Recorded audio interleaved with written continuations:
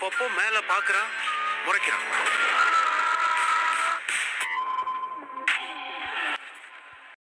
మావీరన్. నా ఫేవరెట్ తమిళ సినిమాల్లో ఇది కూడా ఒకటి. 2023లో వచ్చింది ఈ సినిమా. మరి అప్పుడొచ్చిన సినిమా గురించి ఇప్పుడెందుకు మాట్లాడుతున్నాం అంటే it's never too late to talk about cinema.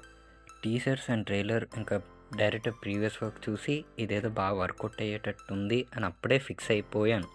But cinema release అయ్యాక టాక్ వాస్ వెరీ డిఫరెంట్.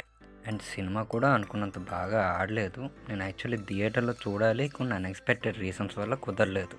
ఓటీటీలో చూడాల్సి వచ్చింది అండ్ చూసిన తర్వాత నాకు బాగా నచ్చింది.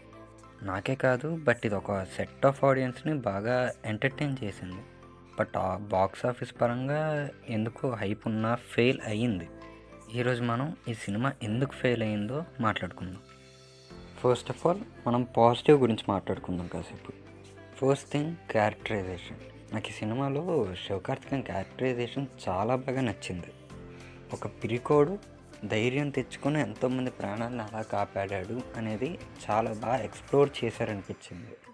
పిరికోడ్లో బతుకుతూ ఏమీ చేతకాని వల్ల తన ఫ్యామిలీకి ఏం జరిగినా చూస్తూ ఉండిపోతూ ఉండే స్టేజ్ దగ్గర నుంచి ఎంతోమంది ప్రాణాన్ని ఎలా కాపాడాడు అనేది simple but effective storytelling and screen ప్లేతో చాలా బాగా చూపించారు. అండ్ అది నాకు బాగా నచ్చింది. ఆ క్యారెక్టర్కి ఎవ్రీ వన్ రూట్ చేస్తాం అంత బాగా రాసుకున్నారనిపించింది ఆ క్యారెక్టర్ని అయితే.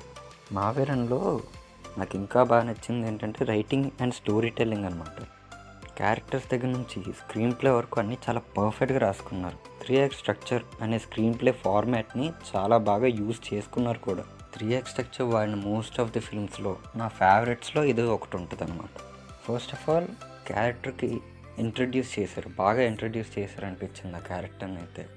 క్యారెక్టర్స్ ఎవరు, వాటి మోటివ్స్ ఏంటి అన్నీ బాగా రాసుకున్నారు. అండ్ సెకండ్ యాక్ట్లో ఆ క్యారెక్టర్కి ఎదురైన కష్టాలను, వాటిని ఎలా అప్రోచ్ అవుతాడు మన హీరో అనేది బాగా రాసుకున్నారు కూడా. అండ్ యాజ్ యూజువల్ థర్డ్ యాక్ట్లో ఎలా బయటపడ్డాడు అనేది అది కూడా చూపించారు.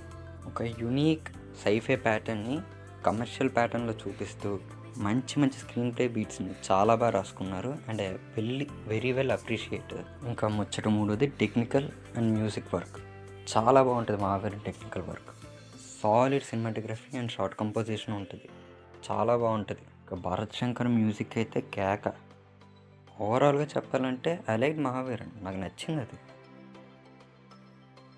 ఇప్పుడు కాసేపు ఇదంతా పక్కన పెట్టి మెయిన్ పాయింట్కి వద్దాం. What actually went wrong with Mahaveeran. అసలు నార్మల్ ఆడియన్స్కి మహావీరన్ ఎందుకు ఎక్కలేదు, దీని గురించి కన్ఫ్యూషన్ లేకుండా ఒక్క ముక్కలో చెప్పేయచ్చు. ఇందాక 3 యాక్ట్ స్క్రీన్ ప్లే గురించి మాట్లాడుకున్నాం కదా, దాని ప్రకారం మాట్లాడుకున్నాం. ఈ సినిమా నార్మల్ ఆడియన్స్కి ఎక్కడ ఎక్కకపోవడానికి మెయిన్ రీజన్ ఆ సెకండ్ యాక్ట్. జనరల్లీ మన ఇండియన్ సినిమాలో యువర్ టెంప్లేట్ అనగానే ఒక ట్రెడిషనల్ స్క్రీన్ ప్లే ఉంటుంది. ఒక హీరో, ఒక విలన్, జనం ఎలా కాపాడతాడు. ఈ సినిమాల్లో హీరో చాలా ధైర్యవంతుడు అండ్ విలన్ని తన సొంతంగా ఎలా ఎదిరించాడు, జనాన్ని ఎలా కాపాడాడు అనేది చూపిస్తారు. బట్ మహావీరన్లో అలా ఉండదు. హీరో ఫ్రమ్ బిగినింగ్ నుండి ఎండ్ వరకు ఏం చేయాలి, ఎలా చేయాలి అనేది పైనుండి ఒక వాయిస్ చెప్తూ ఉంటుంది. దీనివల్ల నార్మల్ ఆడియన్స్కి హీరో ఇంకెప్పుడు ధైర్యవంతుడు అవుతాడు, ఇంకెంతసేపు లాగుతారు దీన్ని అనే ఒక ఫీల్ వచ్చింది అని నేను అనుకుంటున్నాను.